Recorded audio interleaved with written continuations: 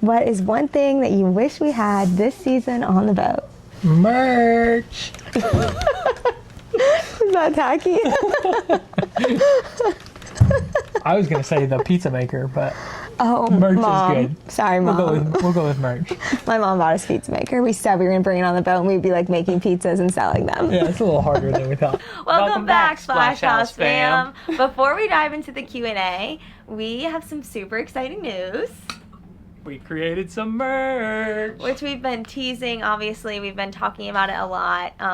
Wearing it even in some episodes. We've been flashing our branding on the screen. So y'all have seen it, and I hope that you love it as much as we do. We're super excited about it. Yeah, we've been working with Courtney Flanagan. She's a designer that we've been working with for the past few months to create some of this merch that we're absolutely obsessed with, and really hope it resonates with you guys as much as it does with us. Yeah, we've been dreaming up these pieces for a while now. Before we even bought a boat, I'm like so into branding. So I was thinking about what our branding would look like one day, and this is like far exceeded our expectations. So one of the things that we really wanted with our merch is to not just say like Cass and Keen, not that there's anything wrong with that, but we really wanted like the merch to kind of stand alone. Like you could walk into like your cool local surf shop and like our pieces could be there whether you watch Cass and Keen or if you've heard of it or not. Like it's just like a cool shirt. So I feel like our big design is really like what embodies that. Obviously it says Splash House, and if you look at it you'll see I'm jumping off the boat, which is kind of a rare occurrence. Y'all know I'm afraid of sharks.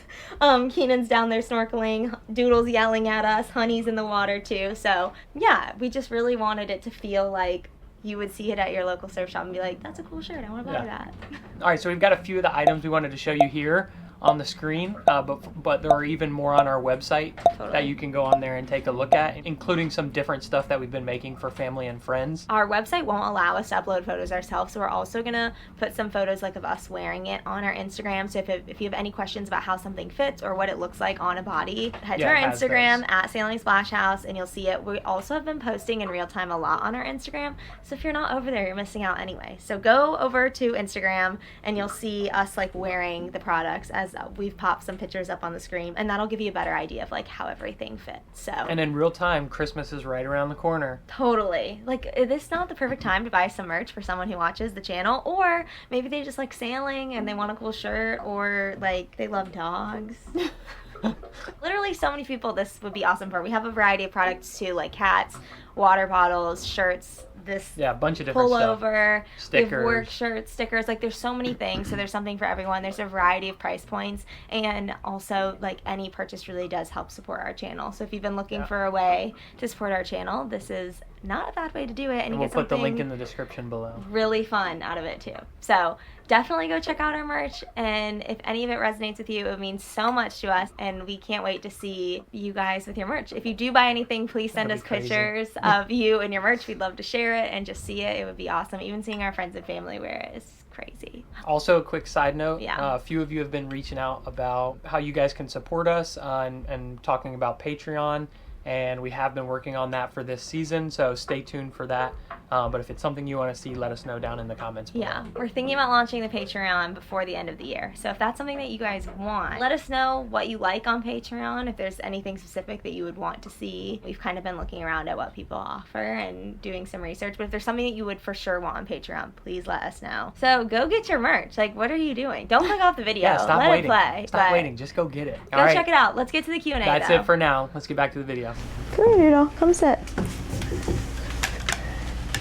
Okay, guys, that is a wrap on sailing season 1 of Splash House, and it has been so fun. I'm so proud of us. I can't believe it's already come to an end. I know. It's been an end for a while for us, but for you guys, it's like that. Yeah, we have been back filming weddings, as I think we've alluded to in a lot of our videos. So you all know it. We haven't been on the boat in a little while. We already forget how to sail. Yeah. Oh Lord. No, we'll be fine. We're warming up for season 2, but before we completely put a bow on season 1, we thought that we would kind of recap, go over some questions that you guys had. We asked on a YouTube video. A few people have DM'd us and emailed us, which we totally welcome. So if you guys ever want to reach out, if you ever have any questions, we'd love to. Yeah, we love hearing from you. Yeah, guys. we love hearing from you. It's crazy to think anyone watches our channel besides our mom and dad. So, or we have different parents. We're not siblings. Yeah. Okay. It's crazy to think anybody except family is watching our videos. So please always email us if you have questions or DM us, whatever.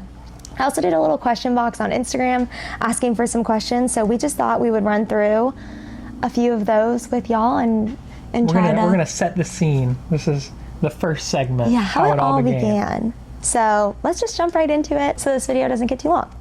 So what made you choose the Bahamas? I think it was a no-brainer for us since we live on the east coast of the U.S. It's kind of like the closest tropical destination that you can sail to. Everybody says you can sail there forever. It's an easy one to get to. You don't have to do any overnight passages if you don't want to. Totally. It was never going to be anything else. Like, we watched a lot of the same channels that I'm sure you guys all watch if you're into sailing, like La Vagabond and stuff like that. And that's really what started our interest in this. And they sailed a lot there. So it was kind of like, why wouldn't we go? It's so close. And apparently some of the best sailing in the world. Yeah. So far we agree. Yeah, it's the only place we've ever sailed. So, best in the world to us. Best in the world to us. So it was always going to be the Bahamas, and we're super excited to check out another area in the Bahamas, but we'll talk about our plans a little bit later. So how do you map out your sailing route? Somebody was asking. Typically it's between two apps that we have, one being the Garmin Navionics app, and then the other one being Predict Wind. You can put in both of your routes on there. Navionics is easy. It's kind of like you plug point A, hold it on a map, point B, hold it on a map, and then it gives you your best route to that destination and kind of gives you an estimated time. When Predict Wind can also give you different models based off of wind, weather, wave heights, everything like that, which Navionics doesn't give you. So we balance between the two of them. Yeah, the apps are so good. That was a question from a girl I know from college, and I'm sure, like, it seems like there's more that we have to do, but the apps are so good that it is almost like a GPS in your car. Yeah, it is pretty much just a GPS, but Predict Wind definitely helps. Yeah, obviously you have to keep in mind weather. That's like the big difference. So you can predict weather as best as possible. And about how long it's going to take you. But next one is, did you know where you were going to store your boat before you got it? No, we did not. A lot of purchasing a boat is kind of, maybe not for some people, but for us it was really figuring out as we went. We'd never owned a boat before. We'd never purchased anything like this before. I feel like a house is more cut and dry than a boat. We just were so unfamiliar with the world. There was just a lot of things that we couldn't know going into it. We had an idea of where we wanted to put it. Obviously, we knew we'd have to put the boat somewhere. So we did do some research on like marinas and just to get an idea of costs. And this marina that we are actually at was one of the first ones that we found. So we did end up going to the marina that we had found prior to ever buying a boat, but I don't know that that was always the case. There are plenty of marinas out there, so. We didn't even reach out to marinas until the end of our trip. Yeah, we were on our way back. Which was pretty good timing, I think. Well, no, in hindsight, it was bad timing because everything was filled up. Well, I think for us, the problem is we store our boat for so long. I don't think a lot of marinas, unless you're like purchasing a slip, do as much long term as the ones that we were reaching out to, maybe. Because I feel like we tried to reach out earlier and some of them were like, oh, that's too soon. Yeah, no. I don't know. Maybe if you are a sailor, you guys can tell us your answer. But I would suggest reaching out earlier rather than later because everybody we reached out to was completely full for the time periods we were which again, caveat, we were storing our boat somewhere for several months, not just like 1 month. So that is probably why you should reach out sooner because you need it for a long term, if you do. We got asked about like insurance and how that process was for us, and I would say that that went pretty smooth for us. Yep. We got a recommendation from our broker to go through State Farm, and that's who we use, and they cover majority of the Bahamas, so that's really worked out great for us. So if you are, easy. Yeah, it was a very simple process, and that one was scary for us too going into purchasing a boat, but it actually ended up being a lot simpler than what we thought it would be. Yeah. Thankfully, it was an easy process, but no idea if it helped. Some recommendations that you can do is ASA certifications for sailing. Yep. Getting a captain to go with you on your first sail when you get your boat, so that way insurance kind of signs off on having a experienced captain on board. You could go get your captain license if you wanted started. It's a long process to do that, but yeah. But those are just some options that you can do to make it a little bit easier. And then there's some online courses you can do as well, like the U.S. Coast Guard online which is training course is free. And it just looks good. One. So I think any research that you can do beforehand, and of course any experience that you can get on a boat prior to purchasing makes that a little bit smoother. But yeah, we'd recommend State Farm. We've obviously never had to put in a claim, so can't talk about that process and hope that we never know what that's like. Do you pay to anchor in the Bahamas? This is a quick one. The answer is no. Nope. $3.99. Yeah, as we like to say, free 99. Of course, you pay to sail in the Bahamas, and that number is changing. It changed for us from what it was this season to what it'll be for season 2, so always check out that information. It's jumped up pretty much $1,000 for us, so that changes. Those types of changes can happen, so keep an eye on that. But anchoring is free. It's changed for everybody, not just us. Totally. The Bahamas changed their prices. What was the most handy purchase that you made prior to leaving the boat? I know my answer, but it's kind of a funny answer. I was telling you this earlier when we were filling up our water. Keenan got this little spigot. What is it called? Do you know? No, it's actually was suggested by our parents who RV a lot. It's just a hose attachment that goes on the end. I can't remember what it's called. And it's got an extension. This is like long, skinny? Yeah, it just makes it a lot thinner, so that way it actually fits inside of our... You don't have to sit there when you fill up water. You can just stick it in, and then when it's done, you'll know because the water's dripping. Yeah, normal hose size is too big, so this one just makes it nice and thin and can go straight inside the water tank. So definitely would recommend that. Yeah, it's just like I wouldn't have known that would have been such a convenience in my life. Sailing wise, 100% the apps. Oh yeah. Duh. But on the boat, I don't know. Just the whole boat, the whole ass boat. The whole boat. The turf pad. There's so many little things that have been like very helpful, but that one that I said was definitely one that's like a little random. Mm-hmm. For the girls, definitely the turf pad. Okay, we'll go with the water spigot. That's our best and final answer. What surprised you the most about living on a boat? For me, it was the things that I thought I would care more about. I actually didn't really care about. Like, I just wasn't sure about like the water situation and like not flushing toilet paper, a little TMI. None of those things ended up being as big of an inconvenience as I was expecting. You just get so in the flow of like living on a boat and what that makes your life look like, I guess, that you're just, I feel like our thought process going into it is just try to be really grateful for the season that we're in, so those little inconveniences feel very worth the life that we have the privilege of living right now. Yeah, I would say surprised me in a good way would be how doable sailing is. Yeah, that's good. Or how it can be. It's definitely challenging, don't get me wrong, but... Totally. I mean, we left in the same month we purchased our boat. We ended up going down to the Bahamas. So, like, it is doable.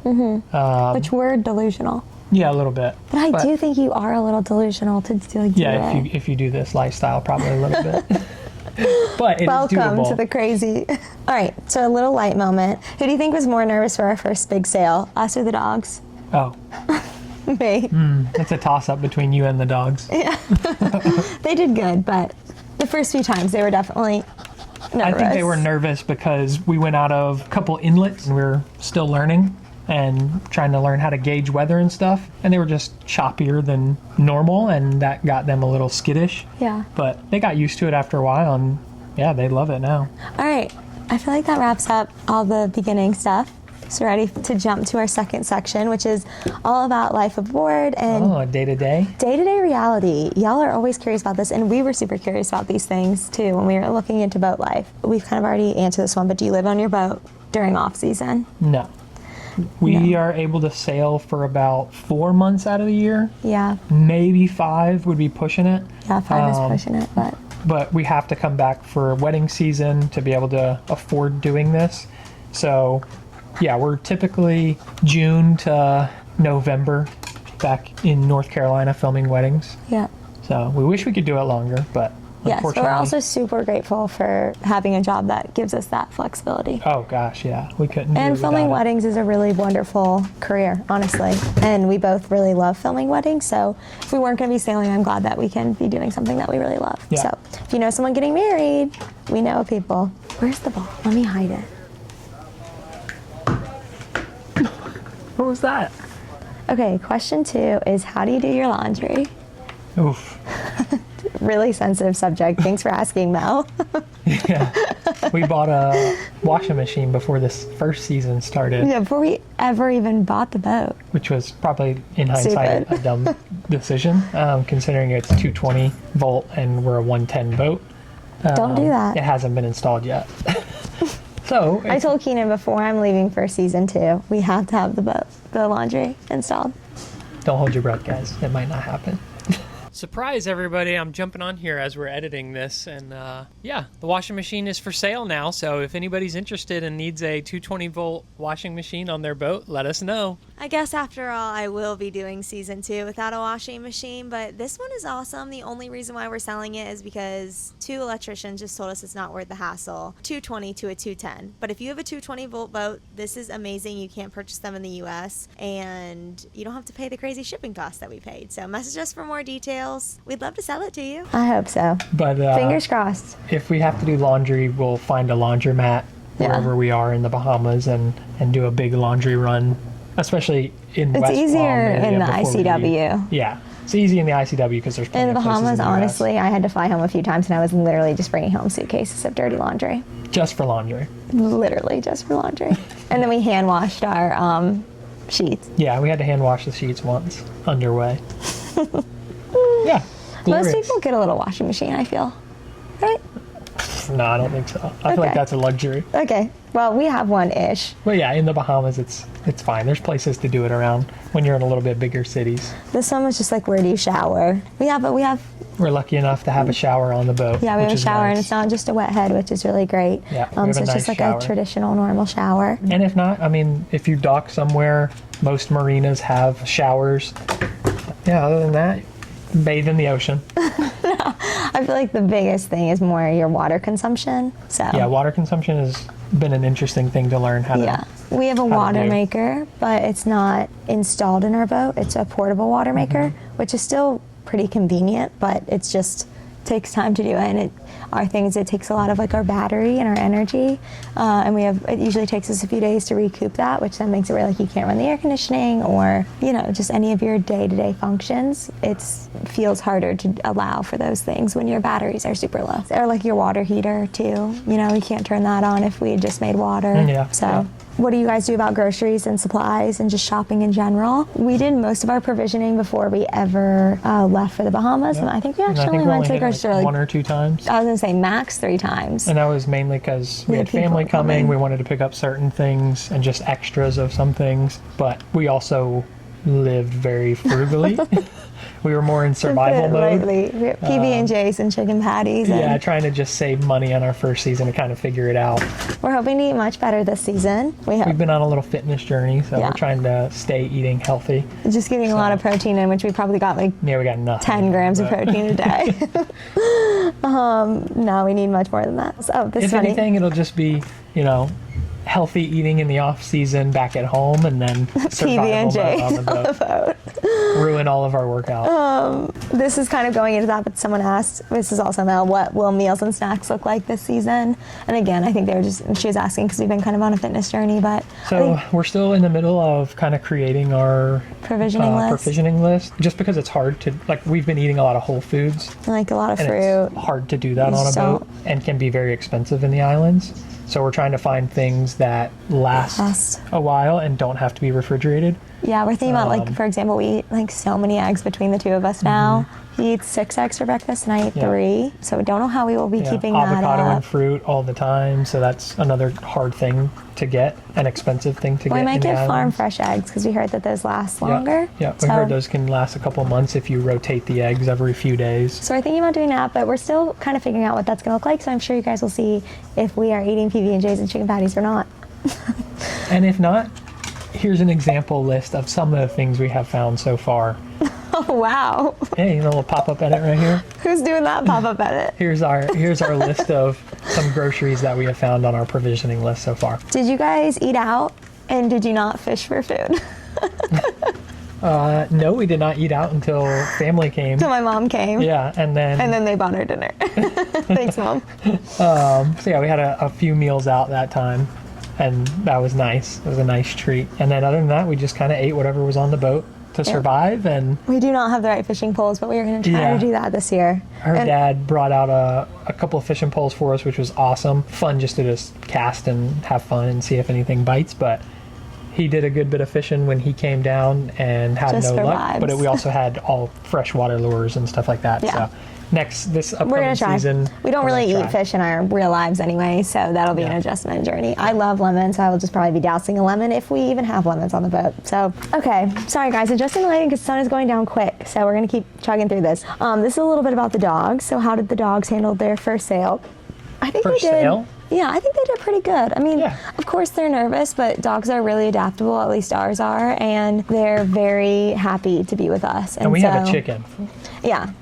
This one right here. Doodle is not scared of anything, so she adjusted, I think, a little bit better, but they do feed off of my energy, and I have been nervous a few times on the boat, and when I am nervous, the dogs feed off of it and they are nervous. So Doodle starts barking, and that only adds to the stress, because when Doodle starts barking, it just makes it more stressful for everyone in a high stress situation. But overall, they've done really well. Overall, and we're they love the lifestyle. Yeah. Just being Like, they're so outside all the happy. time instead of cooped up in a house. If we're at work or we have to run groceries, whatever it is, Yeah. and we're not home, they're cooped up in the house. Even or- being here, like just near the boat, they're just outside, no leashes. Yeah, running around all the time, Begging acting a fool. to be played with. Doodle's just sleeping behind us, but Doodle's not. The next one's about potty, like the dog going potty. That, again, we've talked about this a little bit before on our channel, but the girls really adjusted well. Doodle, like I said, is not really scared of anything. I think the best purchase for the dogs has been probably the turf pad.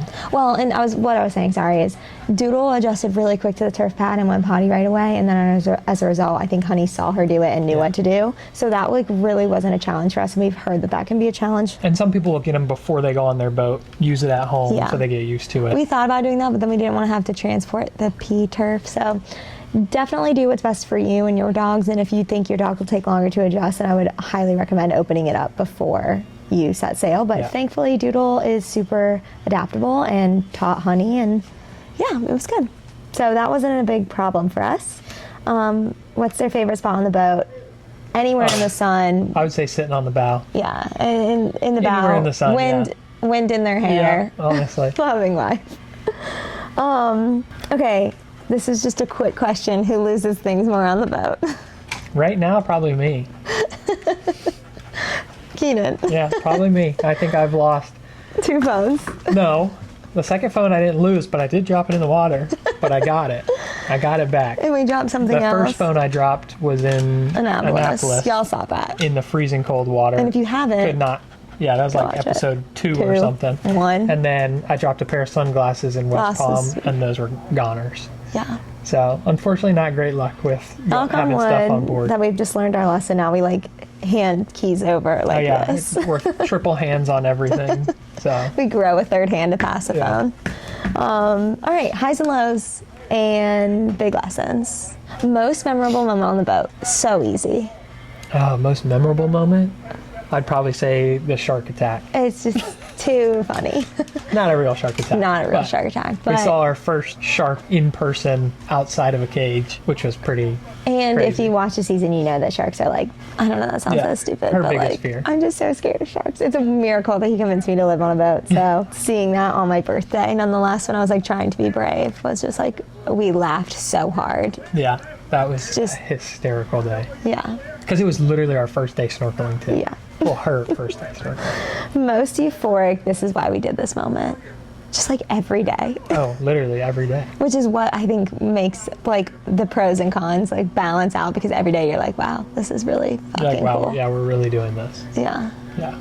The sunsets, the sunrises. Yeah. Yeah, just every day. The dolphins, the people, Yeah. being outside. It's stressful, but it's really wonderful. Biggest learning curve, just all of it, I would say. Like everything For me, about it's it. been like The electrical, maybe? electrical side of things, the engine side of things has been the biggest learning curve for me for sure. Yeah, just a lifestyle, but Sailing, I would say, was probably the easier part. uh-oh, we lost Honey. Wow, you really have a dog that's good at recall. She's such a good girl. We're sorry. Come here, honey. Okay, has there been a moment that either of you were genuinely scared? Genuinely scared? Yes, often. Well, you didn't do what your hardest thing was. My biggest learning curve? Just Yeah. the whole boat. That doesn't count. Oh, okay. What's your biggest learning curve? I mean, probably sailing. I think sailing came a little bit more naturally to you than it did to me. Yeah. I mean, God forbid But you I be had to do any of the crushing those electrical cleat stuff. hitches. Dude. If there is a cleat hitch on the boat and it looks good, it was me. If it looks like shit, it was Yeah, me. I just don't even do them anymore. No, Cassidy, over here. What I've gotten really good at is throwing those ropes, let me tell you. If you're on the dock, watch out. Yeah. No, I've gotten really good. And I get insecure about that, I'm not gonna lie. Yeah, genuinely scared though. Yes. Have we ever been genuinely scared on the boat? Yes. Not scared, but like... No, there was at least one moment where you were like... moment where we're like, okay, you can't control everything. Yeah. But yeah, no, like a realization moment for sure was when we were going out of one of those inlets, and we took a whitewash over top of our Isinglass and Bimini. That was pretty crazy. That was like a what are we doing? Just going into waves that were just too gnarly. And yeah. We were like, another moment for me was when we were crossing back from Eleuthera to the Abacos, and we just got like a little summer squall. And that was just the first time that it happened, and so I think it was easy peasy. I think Keenan is too confident, which is wonderful, and probably why we did this in the first place. But it's also like, hey, we really need to always be erring on the side of caution, which you do. And I will say that learning moment, not the squall, but the whitewash, made everything else feel a breeze after that. Yeah. Any waves we approach now are like nice and calm. Yeah. Okay, do you get bored? Be so for real. We're out there just in the middle of nowhere. Personally, I can't think of a time where I was bored. Like even the 2 weeks or 3 weeks, whatever you were gone for in the first season, I can't think of a time when I was bored. Which is crazy, because at home you would have been bored without me. I mean, I can just go sit out on front of the boat, put my hammock up, and just relax with the girls for hours. We can go to the beach, explore. Yeah.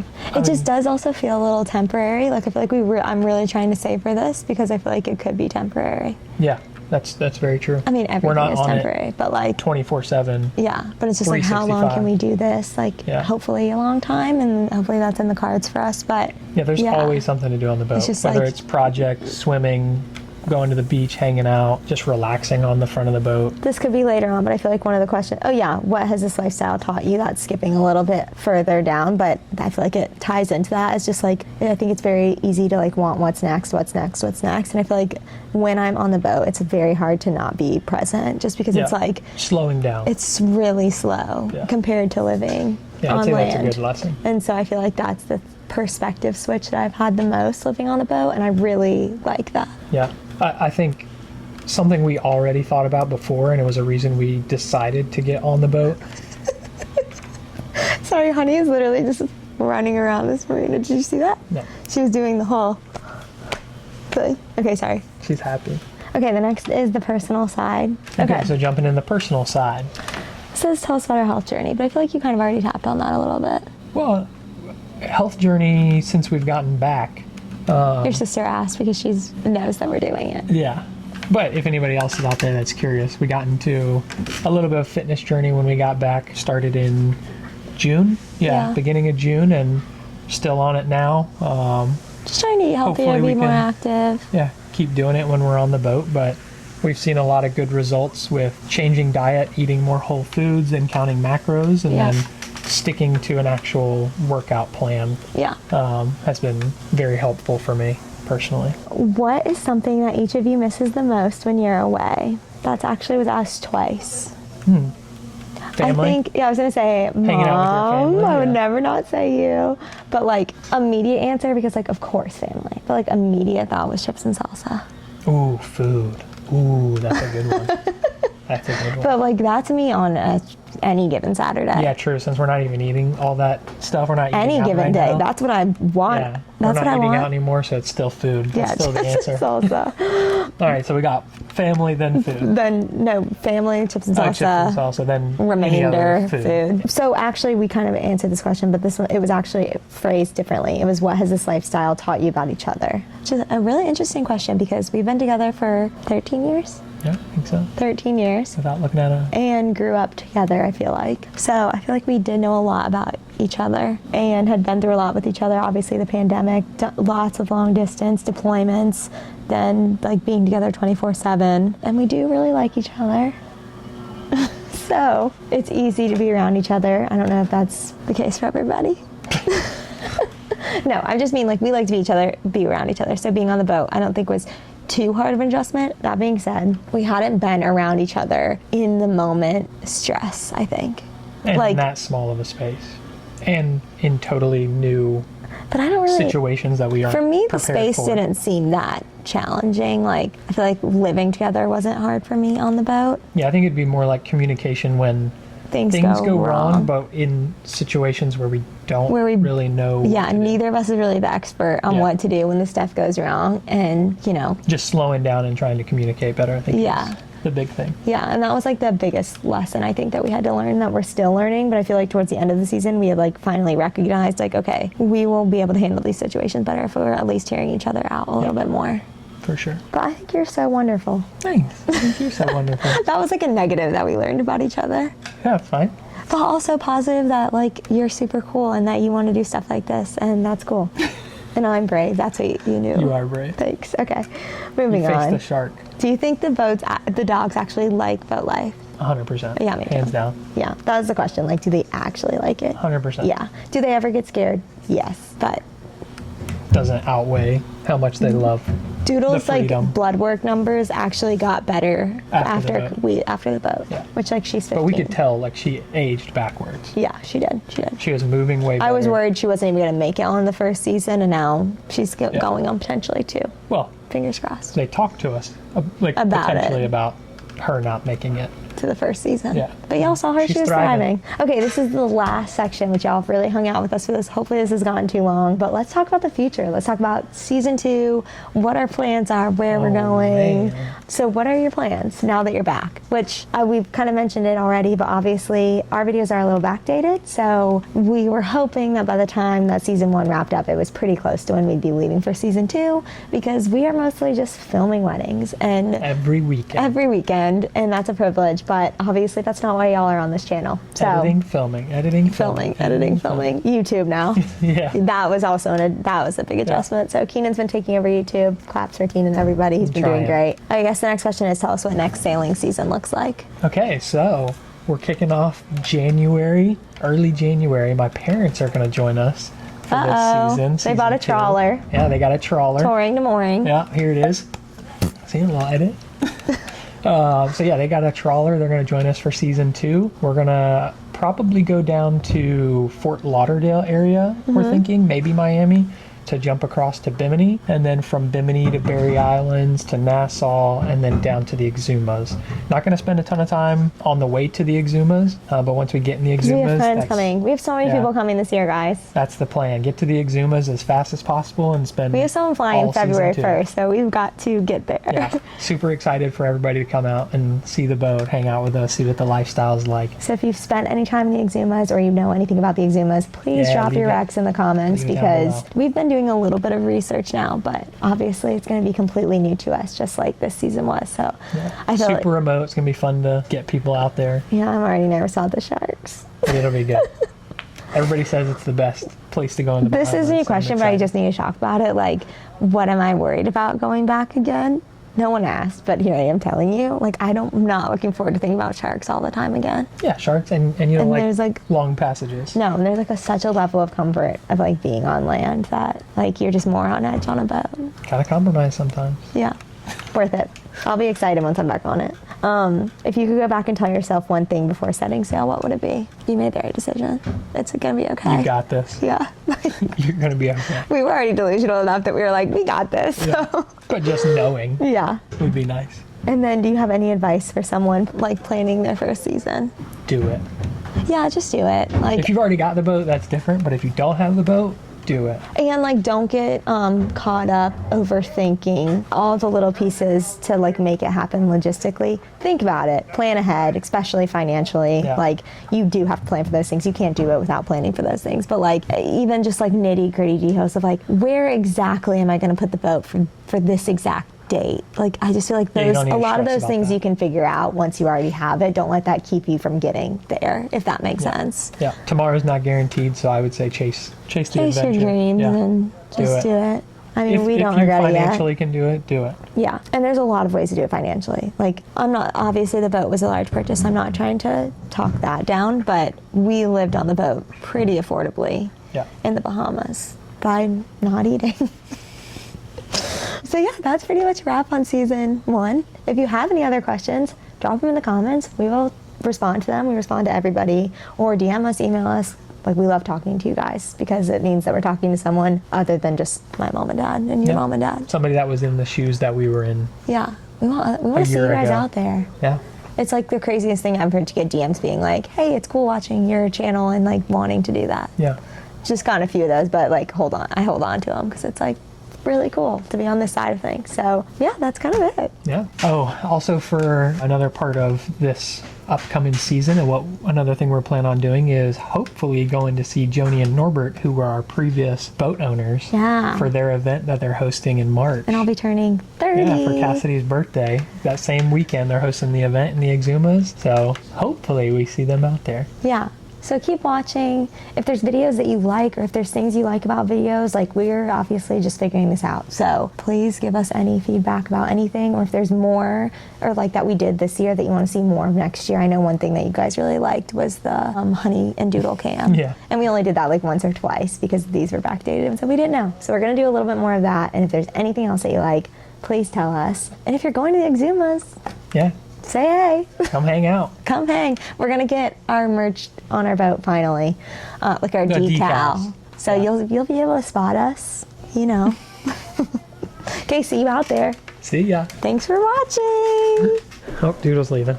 She's had enough. That is the biggest stink bug I've ever seen. Okay. I think we should start over. I mean, let's just be like excited. What was the question again? Do the ending. Okay, sit. Pick her up, yeah. Come up here. Just relax for a minute. Sorry about that mouth breathing, y'all. Sounds like it. Honey, she's going downstairs. Come here. Okay. Oh, Keenan. She's such a good girl.